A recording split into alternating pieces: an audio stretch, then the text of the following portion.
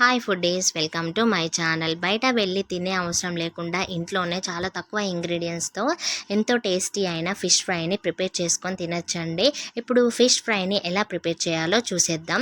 ముందుగా ఫిష్ని శుభ్రంగా కడుక్కొని అందులో అల్లం వెల్లుల్లి paste 1 tablespoon, 1 tablespoon పసుపు, తగినంత ఉప్పు, తగినంత కారం, 1 టేబుల్ స్పూన్ ధనియాల పొడి, 1 టేబుల్ స్పూన్ మిరియాల పొడి వేసుకొని ఆ మసాలా అంతా చేప ముక్కలకి పట్టేలాగా శుభ్రంగా కలుపుకోవాలి.